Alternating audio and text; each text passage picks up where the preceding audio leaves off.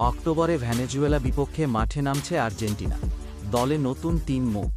বিস্তারিত ভিডিওতে। অক্টোবরে দুটি ম্যাচ খেলবে বিশ্ব চ্যাম্পিয়ন আর্জেন্টিনা।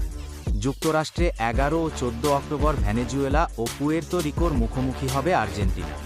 এ ম্যাচ দুটি সামনে রেখে গতকাল রাতে চমক উপহার দিয়ে আর্জেন্টিনার ২৮ জনের স্কোয়াড ঘোষণা করেন কোচ লিওনেল স্কালোনি। এ দলে সবচেয়ে বড় চমক সম্ভবত গোলরক্ষক ফাকুন্দো ক্যাম্বেসেস। রেসিংয়ের ২৮ বছর বয়সী এই গোলরক্ষক প্রথমবারের মতো জাতীয় দলে ডাক পেয়েছেন। ক্যাম্বেসেসের মতো প্রথমবার দলে ডাক পেয়েছেন ২১ বছর বয়সী centre back Lautaro Rivero. Central কর্দোবায় ধারে খেলার পর সম্প্রতি তাকে ফিরিয়ে এনেছে রিভার প্লেট।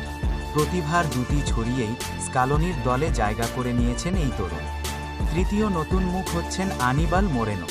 ২৬ বছর বয়সী এই মিডফিল্ডার খেলেন ব্রাজিলিয়ান ক্লাব পালমেইরাসে। এই ৩ মুখের সঙ্গে আছেন পালমেইরাসের ফরওয়ার্ড হোসে ম্যানুয়েল লোপেজ। মেসির নেতৃত্বে প্রীতি ম্যাচ খেলবে আর্জেন্টিনা। রয়টার্স। স্কালোনির স্কোয়াডে বেশিরভাগ নাম পরিচিত হলেও আছে অপ্রতিষ্ঠিত কয়েকটি চমক।